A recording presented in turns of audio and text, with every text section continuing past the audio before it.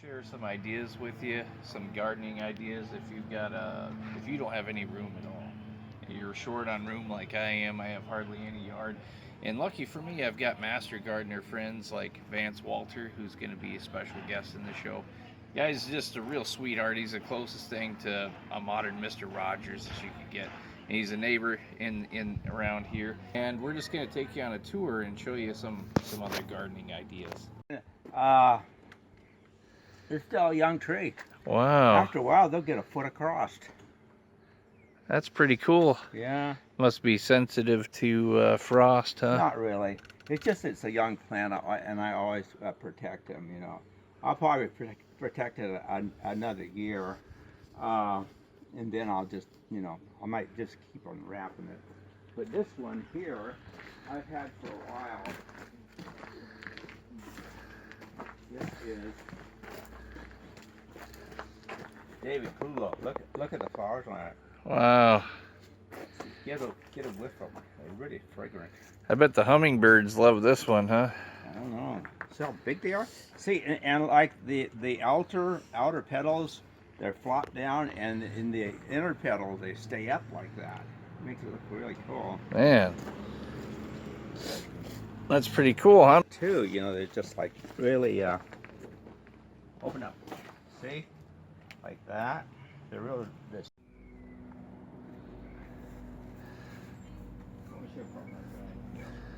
So first we gotta take the grass out away from it, huh? Yeah. So the grass is tore up now. I just pick a side and dig, huh?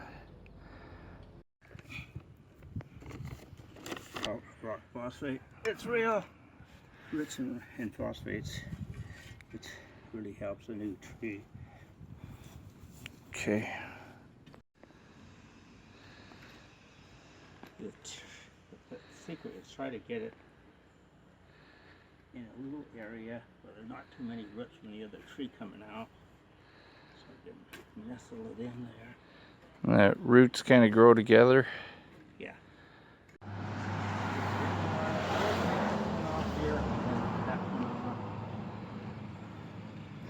And you don't want? Yeah, because the way these are, you want eventually branching,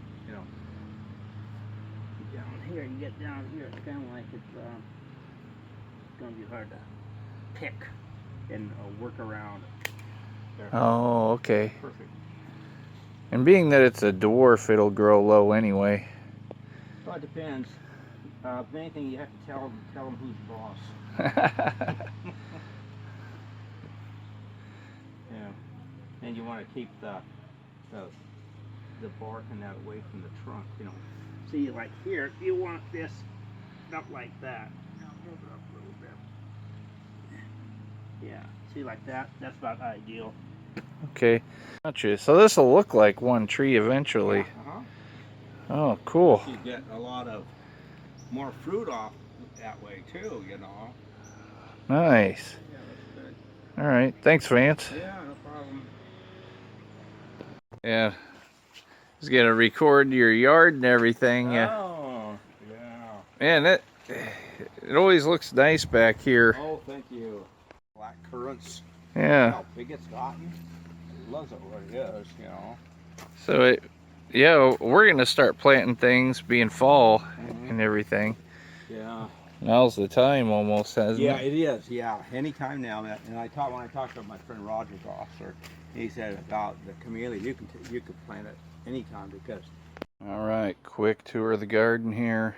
I got some Aztec corn growing here. Got some zucchini. This kind of cabbage, I forget what the name is. Got strawberries, grapes. Got these are called Triple Crown blackberries right here. And I hacked most of this bush back for maximum ripage, bro. It's like a surfer term there. Then I got figs starting over here. We got lots of tomatoes. Got more tomatoes going. Got some currants. Those are red currants over there. Come over here, I got beans going. They're starting to climb. There, got some king figs. And come over here. Oh, there's my big old zucchini. Right there. Look at that bad boy. Got some peppers starting out here. This is called a goonie berry. Got that starting. Got an avocado tree going. And I've got black currants right here. I've got 4 different kinds of mint in there. Oh, almost missed my blueberries. Got a few blueberries going. And these are called Taiwan creeping berries. And then I've got a couple of currants back here too.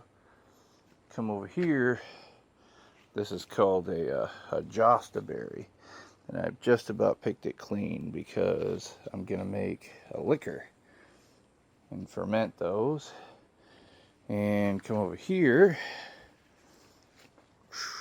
Nice persimmon tree growing. I've got a handful of raspberries left.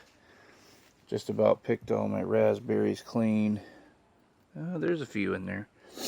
And then I've got a few beets starting on the ground here. Okay, come over here. I've got these sunflowers started. And these were my Aztec corn, or I'm sorry, Aztec beans that I've already picked. I've already harvested those. And what else do we have here? We got more grapes. These are Kennedy grapes over there. The other ones are white Concord. Come over here. Got a handful more strawberries. That's called a juniper grape right there. And oh, and I've got my English walnut tree back there too and all that mess. And I've got a few hazelnut trees back behind the wood stack. Hope they survive. Got a few cherry trees over that way. And another red Concord. So I hope they survive, and I hope they do well, bruh. Here we go. We've got black josta berries, red currants, blueberries, cherry tomatoes, and this type of South American bean or a lentil. I can't remember the name of it, but not a bad haul for today. Yeah. Just gonna record your yard and everything. Oh, yeah. Man, it always looks nice back here. Oh, thank you. Okay, good. All right. Hey guys, I am here at a spring, and in this valley, there's a lot of off-grid preppers out here. I'm not going to give away the location for their privacy, but this is a typical type of a spring where a lot of these guys get their water, non-city water, no chlorine, no additives, no real pollutants. This is straight out of the ground. I don't want to use this pipe because you get a pipe sitting in a spot like this for a long time, you get bacteria, giardia, different types of parasites built up in there. So I'm going to use my own pipe, and basically what you do, and they've let this get pretty dirty, so I'm going to clear out some of this moss and rocks. It's pretty gross. I don't want any of that in my water, or any of that sediment. So I'm going to let that run for a minute.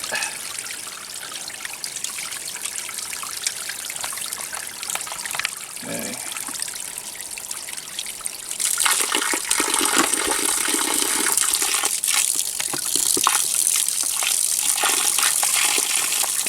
Alright, now that we're set up,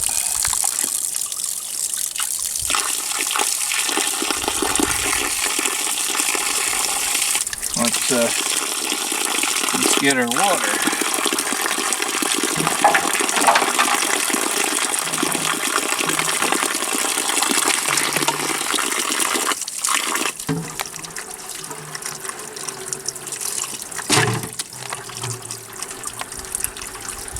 that's basically it. You just let it flow, and then now I've got all natural spring water right out of the ground going here. They're all started. I got some tomatillos and some mulberry plants here started, and a few more currencies are all brand new. Here's my garden. The Mennonites hooked me up with this stuff. I'm not sure what it is. They said it's from the cabbage family. That's about all I know. I've had different friends hook me up with these onions and these tomatoes, which I've let dry out way too much.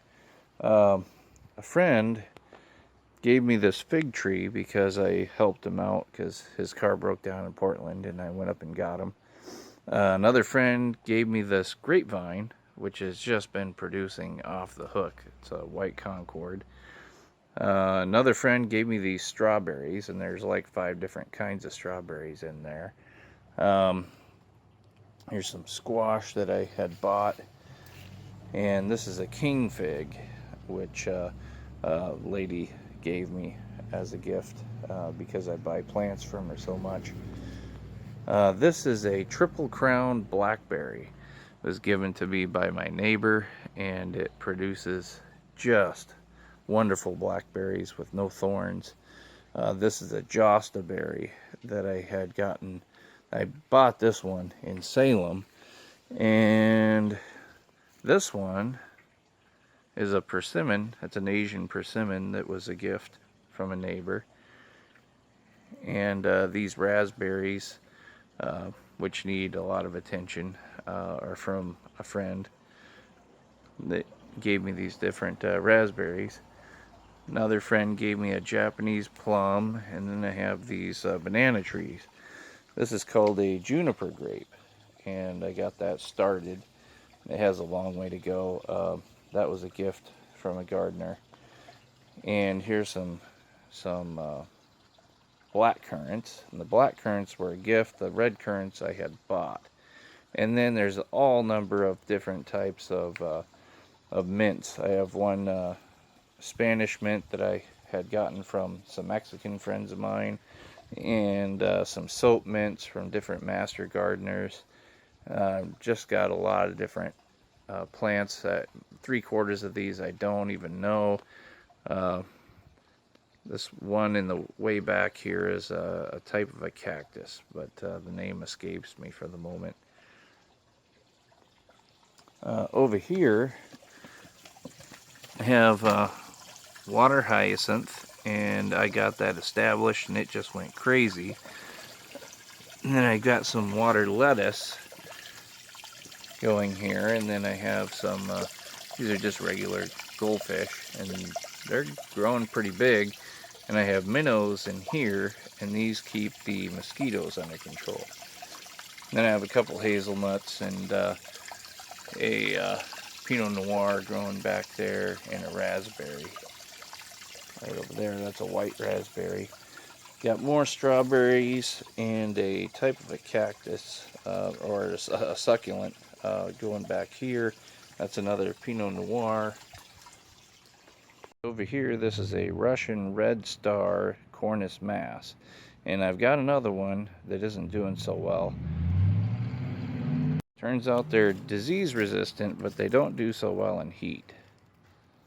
Over here, this is a hybrid from the college, created from some plants from the Tillamook area. That's called a Goonie berry.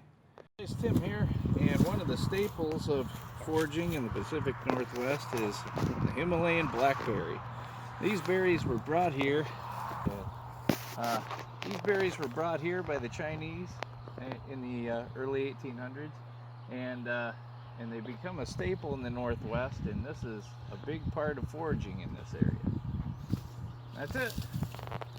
And so as you can see, I don't have a lot of room back here. This is a really tiny yard, but the idea is if I get caught in a tight pinch, at least maybe this might supplement what I'm doing as far as my hunting and trapping. I'm doing some land sharing where I'm working with a landlord across the street from me and helping him out. And so he's letting me plant different trees on his property, which is really cool. Because I'm just out of room here. I've got a lot of stuff growing back here, but it's just a tiny area. You can only do so much with an area this small.